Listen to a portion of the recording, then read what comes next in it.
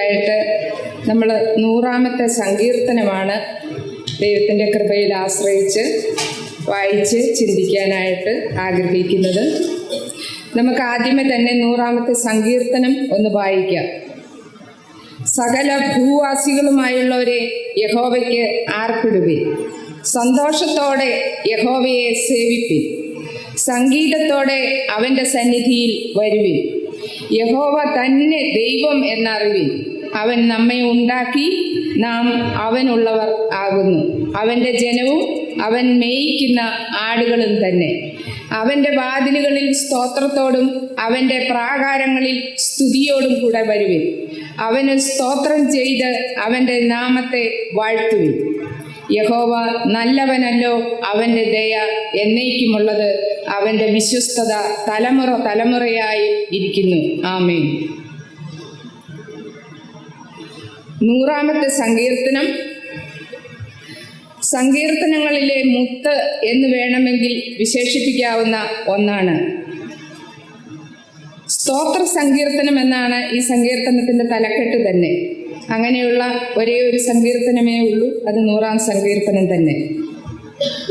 ദൈവത്തെ ആരെല്ലാം ആരാധിക്കണം, ദൈവത്തെ എങ്ങനെ ആരാധിക്കണം, ദൈവത്തെ എന്തുകൊണ്ട് ആരാധിക്കണം എന്നിങ്ങനെയുള്ള കാര്യങ്ങളുടെ ഒരു സംഗ്രഹമാണ് ഈ 5 വാക്യങ്ങളിൽ.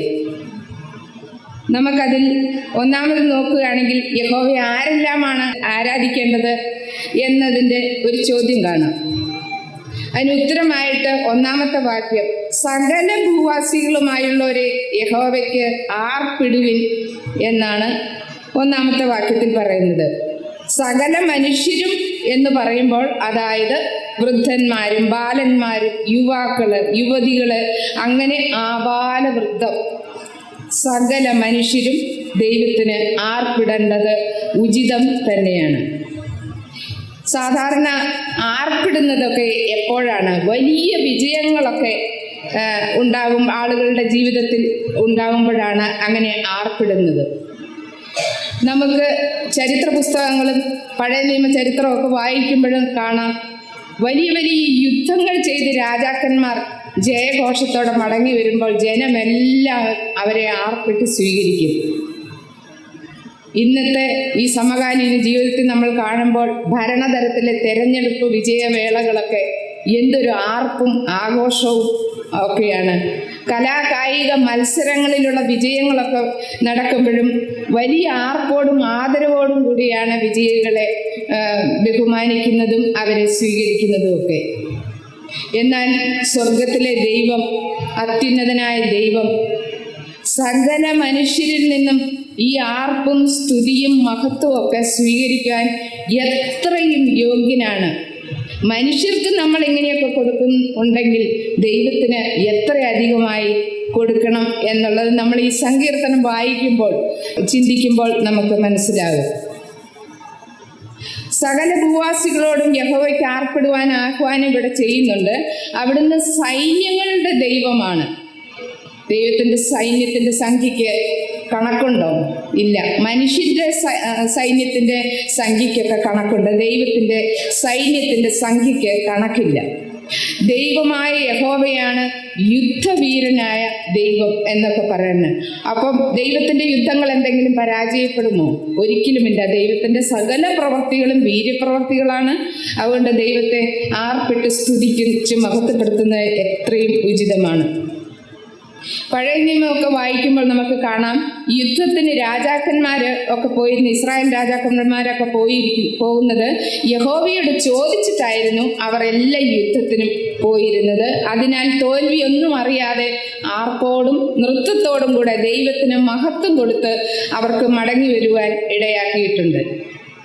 ഇരുമ്പുലയായിരുന്ന മിസ്രയീമിന്റെ അടിമത്തത്തിൽ നിന്ന് അവരെ ഇസ്രായേലിനെ മോചിപ്പിച്ചത്, ശ്രേഷ്ഠ രാജാക്കന്മാരെ എല്ലാം തോൽപ്പിച്ച് അവരുടെ രാജ്യത്തെ അവകാശമായി കൊടുത്തത്, ചെങ്കടലും കവിഞ്ഞൊഴുകുന്ന യോർദാനും അവരെ കടത്തിയത്, യെരിഹോ പട്ടണത്തിന്റെ അതിശക്തമായിരുന്ന മതിൽ യഹോവയ്ക്ക് ഇസ്രായേൽ ജനം ഉയർത്തിയ ആർപ്പിൻ ശബ്ദത്തിൽ താഴേക്ക് പതിച്ചത്, അങ്ങനെ സർവശക്തനായ ദൈവം തൻ്റെ ജനമായ ഇസ്രായേലിനെ വഴി നടത്തിയതും പരിപാലിച്ചതും അതുപോലെ നിലനിർത്തിയതുമായ വീര്യപ്രവർത്തികൾ കണ്ടും ഓർത്തും അവർ ദൈവത്തിന് ആർപ്പിട്ട് ദൈവത്തെ സ്തുതിക്കുകയും മഹത്വപ്പെടുത്തുകയും ചെയ്തു.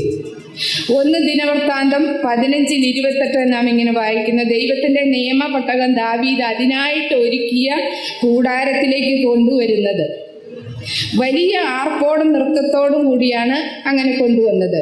താൻ ദൈവത്തെ ഭയപ്പെട്ടു പോയി നിയമപ്രകാരം അതിനെ ആദ്യം കൊണ്ടുവരാതെ ഇരുന്നപ്പോൾ. എന്നാൽ ആ നിയമപ്രകാരം താൻ വളരെ ഒരുക്കത്തോടും കൊണ്ടുവന്നപ്പോൾ തൻ്റെ ഹൃദയത്തിനും തൻ്റെ മനോഭാവത്തിനും ഒക്കെ വലിയ പരിവർത്തനം വന്നതായിട്ട് കാണാം.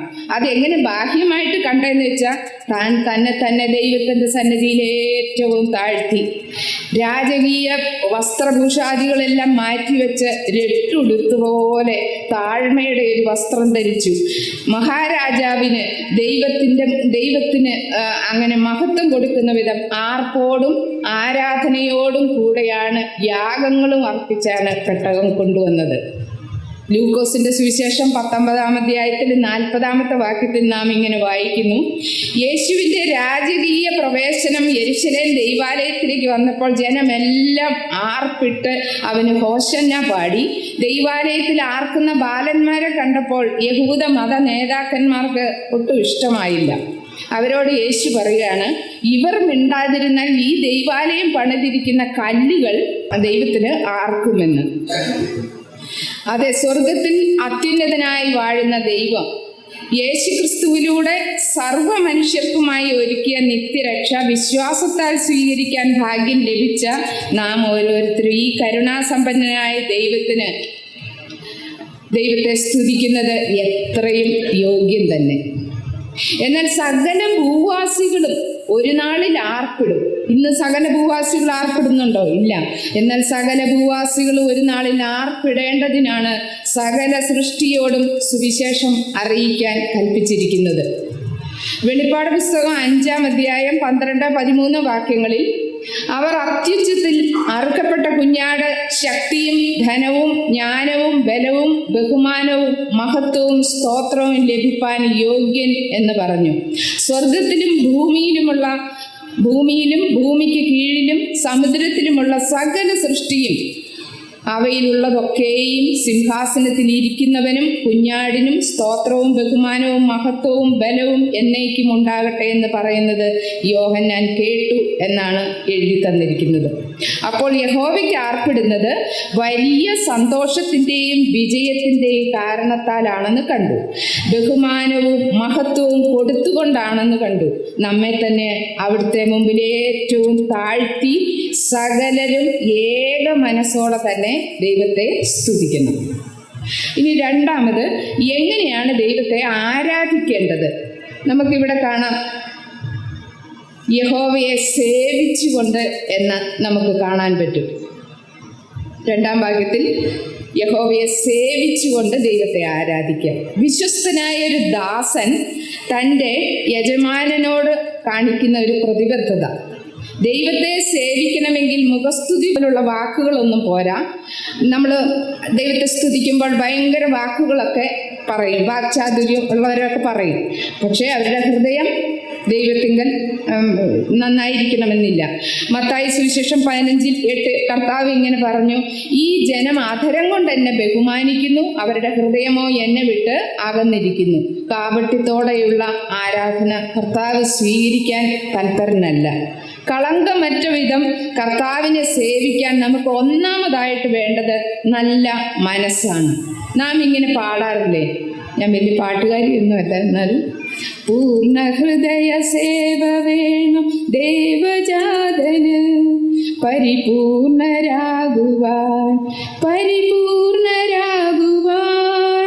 എന്ന്. ഇസ്രായേൽ ജനത്തെ ദൈവം സകല ജാതികളിൽ നിന്നും തിരഞ്ഞെടുത്ത് തനിക്ക് സ്വന്തം ജനമായി വേർതിരിച്ചത് അവർ പൂർണ്ണ ഹൃദയത്തോടും പൂർണ്ണ മനസ്സോടും കൂടെ ദൈവത്തെ സേവിക്കേണ്ടതിനാണ്. എന്നാൽ അവർ അവിശ്വസ്തരായിപ്പോയി. ഇന്ന് കൃപയാൽ ക്രിസ്തുയേശുവിലെ വിശ്വാസത്താൽ വീണ്ടെടുപ്പും നിത്യജീവനും പ്രാപിച്ച് സ്വർഗത്തിലെ സകല ആത്മീക അനുഗ്രഹങ്ങൾക്കും ഓഹരിക്കാരായിരിക്കെ ഇത്ര മഹാരക്ഷ അത് സൗജന്യമായി തന്ന ദൈവത്തെ മനസ്സോടെയാണോ പൂർണ്ണ ഹൃദയത്തോടെയാണോ സേവിക്കുന്നതെന്ന് നമ്മിലേക്ക് തന്നെ നമുക്കൊന്ന് തിരിഞ്ഞു നോക്കാം. എഫേസ്യ ലേഖനം 6-ാം അധ്യായം 6-7 വാക്യങ്ങളിൽ മനുഷ്യരെ പ്രസാദിപ്പിക്കും പോലെ ദൃഷ്ടി സേവയാലല്ല, ക്രിസ്തുവിൻ്റെ ദാസന്മാരെ പോലെ ദൈവേഷ്ടം മനസ്സോടെ ചെയ്തും മനുഷ്യരെ എല്ലാ കർത്താവിനെ തന്നെ പ്രീതിയോടെ സേവിച്ചും കൊണ്ട് അനുസരിപ്പിൻ എന്ന് പറയുന്നു. പഴയ നിയമത്തിലും പുതിയ നിയമത്തിലും ഭക്തന്മാർ ദൈവത്തെ സേവിച്ചതൊക്കെ നമ്മൾ വായിക്കുന്നുണ്ടല്ലോ. ജോഷുവയുടെ പുസ്തകം 1-ാം അധ്യായം 1-ാം വാക്യത്തിൽ മോശയെക്കുറിച്ച് ഇങ്ങനെയാണ് പറഞ്ഞത്: ദൈവത്തിൻ്റെ ദാസനായ മോശെ ദൈവം പറയുന്നതെല്ലാം അതുപോലെ അനുസരിക്കുന്ന വിശ്വസ്തനായിരുന്നു എന്നാണ് നാം കാണുന്നത്. എബ്രായ ലേഖനം 3:5 മോശെ ദൈവത്തിൻ്റെ ഭവനത്തിനൊക്കെയും വിശ്വസ്തനായ ഭൃത്യനായിരുന്നു. 1 രാജാക്കന്മാർ 17:1 ഏലിയാവ് പറയുന്നത്: ഞാൻ സേവിച്ചു നിൽക്കുന്ന ഇസ്രായേലിൻ്റെ യഹോവയാണ് എന്നാണ് രാജാവിനോട് പറയുന്നത്. ദാനിയേൽ 3:17 എബ്രായ ബാലന്മാർ നെബൂഖദ്നേസർ രാജാവിനോട് പറയുന്നത്: ഞങ്ങൾ സേവിച്ചു നിൽക്കുന്ന ദൈവത്തിന് ഞങ്ങളെ വിടുവിക്കാൻ കഴിയും എന്നാണ് പറയുന്നത്. ദാനിയേൽ 6:16-20 വാക്യങ്ങൾ ദാരിയവേശ് രാജാവ് ദാനിയേലിനോട് പറയുന്നത്: ജീവനുള്ള ദൈവത്തിന്റെ ദാസനായ ദാനിയേലെ, നീ ഇടപെടാതെ സേവിച്ചു വരുന്ന നിന്റെ ദൈവം നിന്നെ രക്ഷിക്കും. ദാനിയേൽ തിരിച്ച് രാജാവിനോടും അങ്ങനെയാ പറയണത്: ഞാൻ സേവിച്ചു നിൽക്കുന്ന ദൈവത്തെ എന്നാണ് പറയുന്നത്. യാക്കോബ്, പത്രോസ്, യൂദ എന്നിവരുടെ ലേഖനങ്ങളിൽ അവർ തങ്ങളെ തന്നെ യേശുവിൻ്റെ ദാസൻ എന്നാണ് പറഞ്ഞിരിക്കുന്നത്. അപ്പോസ്തല പ്രവൃത്തികൾ 27-23 ഇങ്ങനെ പറയുന്ന പൗലോസ് അപ്പോസ്തലൻ പറയുന്നതാണ്: എൻ്റെ ഉടയവനും ഞാൻ സേവിച്ചു വരുന്നവനായ ദൈവത്തിൻ്റെ ദൂതൻ കഴിഞ്ഞ രാത്രിയിൽ എന്നെ ഇങ്ങനെ ധൈര്യപ്പെടുത്തി എന്ന് പറയുന്നുണ്ട്. അപ്പോൾ ദൈവത്തെ സേവിക്കുന്നത് വ്യർത്ഥമെന്ന് ആദ്യമൊക്കെ നമുക്ക് തോന്നാം, നമ്മെ മറ്റുള്ളവർ പരിഹസിച്ച എന്നിരിക്കും. എന്നാൽ മലാഖി പ്രവചനം 3:18 ഉറപ്പിച്ചു പറയുന്നു: അപ്പോൾ നിങ്ങൾ നീതിമാനും ദുഷ്ടനും തമ്മിലും ദൈവത്തെ സേവിക്കുന്നവനും സേവിക്കാത്തവനും തമ്മിലുള്ള വ്യത്യാസം വീണ്ടും കാണാം എന്ന്. അതുകൊണ്ട് ജോഷുവയുടെ പുസ്തകം 24:15 പറയുന്ന പോലെ നാം തന്നെ തീരുമാനിക്കുക: ഞാനും എൻ്റെ കുടുംബവുമോ ഞങ്ങൾ യഹോവയെ സേവിക്കും. സേവിക്കുന്നതിൽ മറ്റെല്ലാം ഒഴിവാക്കിയുള്ള ഒരു സേവയാണ് ദൈവം നമ്മിൽ നിന്ന് പ്രതീക്ഷിക്കുന്നത്. 3-ാമത്തെ വാക്യത്തിൽ പറയുന്നു: യഹോവ തന്നെ ദൈവം എന്ന അറിവിൽ എന്ന് പറയുമ്പോൾ ദൈവം തീക്ഷ്ണതയുള്ളവനാണ്. മറ്റ് ഒന്നിനെയും ദൈവത്തിൻ്റെ സ്ഥാനത്ത് നാം വെക്കരുത്. പുറപ്പാട് പുസ്തകം 20-ാം അധ്യായം അതിൽ 2-3 വാക്യങ്ങളിൽ പറയുന്നു: ഞാനല്ലാതെ മറ്റൊരു ദൈവം നിനക്കുണ്ടാകരുത്.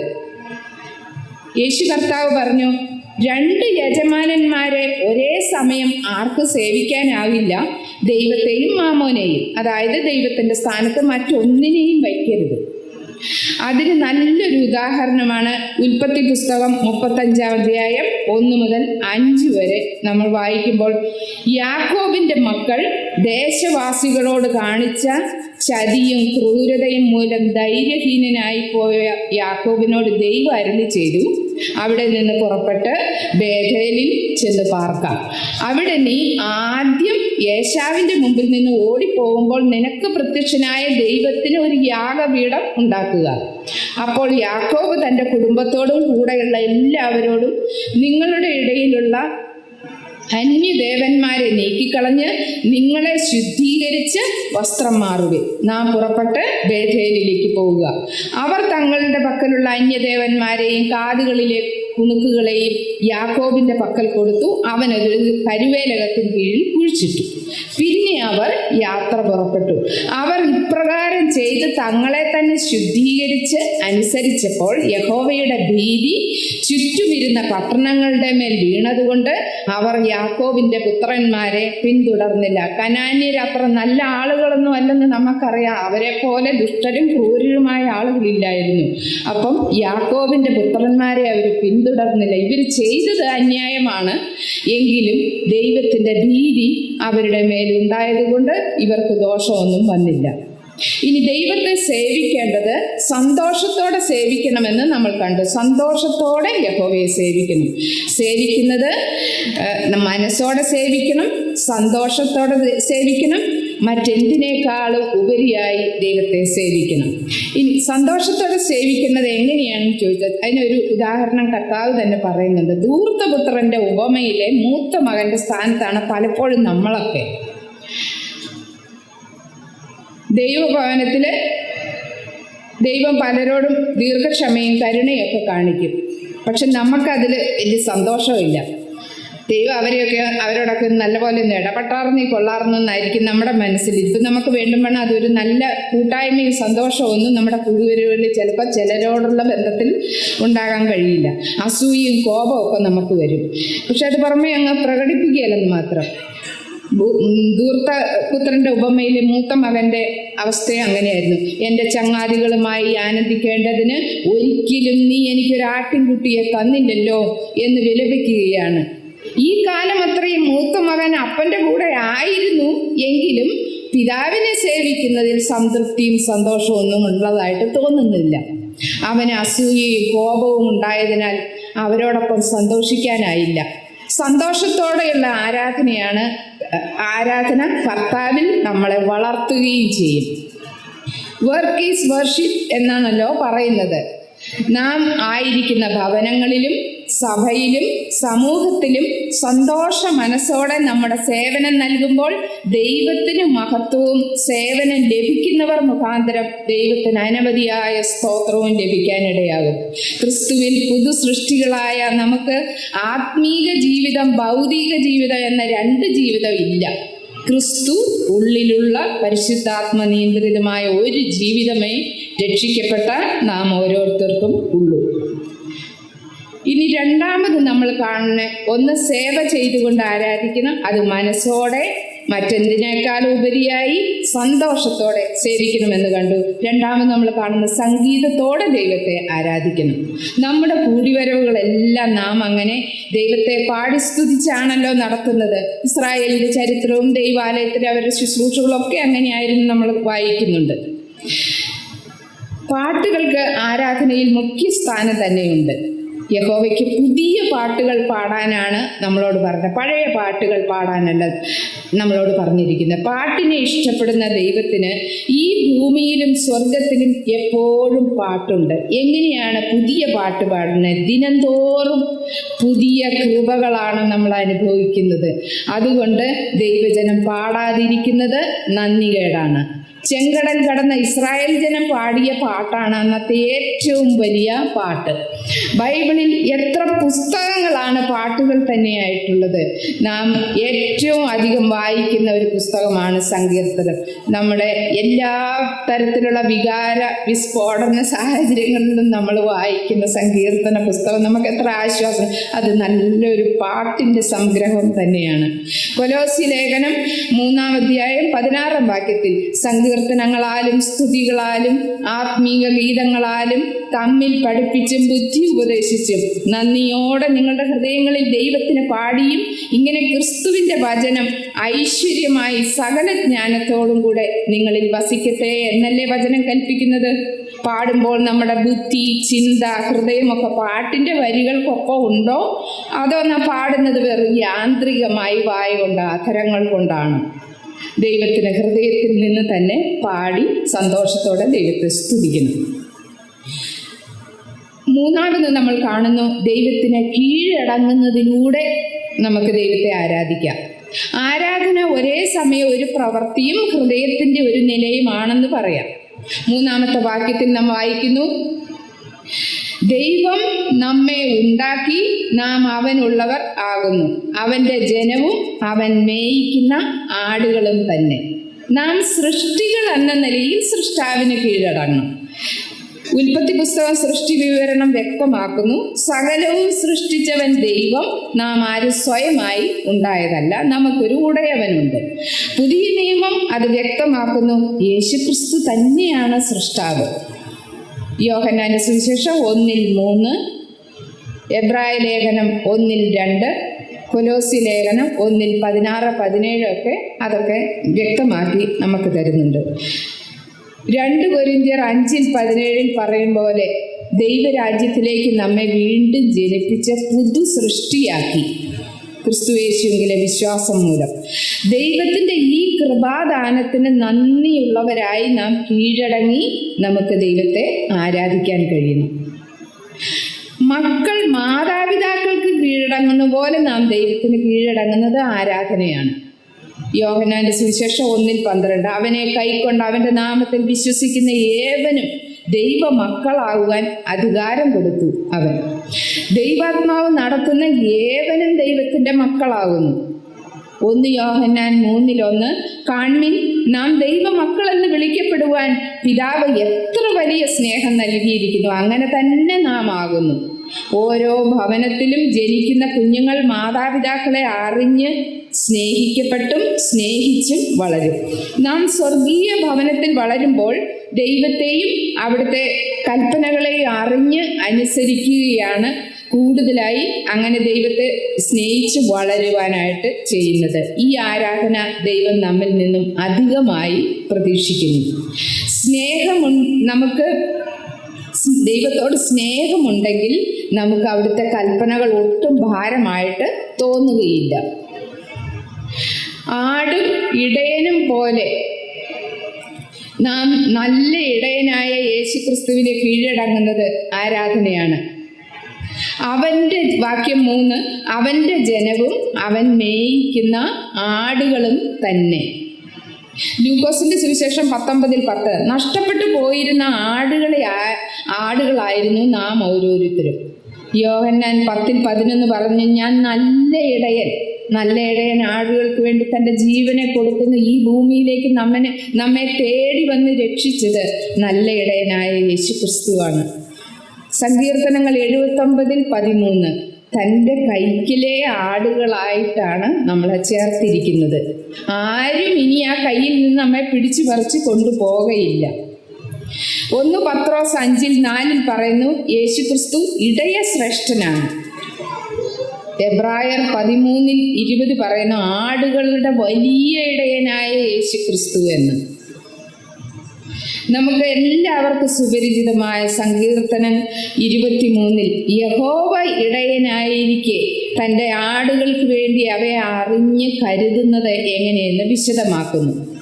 പച്ചയായ പുൽപ്പുറങ്ങളിൽ കിടത്തുന്നു, സ്വസ്ഥതയുള്ള വെള്ളത്തിനരികത്തേക്ക് നടത്തുന്നു, പ്രാണനെ തണുപ്പിക്കുന്നു, തിരുനാമ നിമിത്ത നീതിപാതകളിൽ നടത്തുന്നു, വടിയും പോലും ആശ്വസിപ്പിക്കുന്നു, ശത്രുക്കൾ കാണെ വിരുന്നൊരുക്കുന്നു. അങ്ങനെ ആ ലിസ്റ്റ് നീണ്ടു പോവുകയാണ്. നമ്മുടെ ജീവനും ഭക്തിക്കും വേണ്ടതെല്ലാം മുന്നമേ ഒരുക്കിയ നല്ല ഇടയനെ നമുക്ക് ആരാധിച്ചു വണങ്ങാം. തിരുവെഴുത്തുകളും പരിശുദ്ധാത്മാവിൻ്റെ ശക്തിയും തിരിച്ചറിഞ്ഞ് ഇടയൻ നയിക്കുന്ന വഴിയെ അവനോട് ചേർന്ന് നടക്കുന്നത് നമുക്ക് എപ്പോഴും നന്മ തന്നെയാണ്. 4 നമുക്ക് കാണുന്നത് യാഗ അർപ്പണത്തിലൂടെ ദൈവത്തെ ആരാധിക്കുക എന്ന്.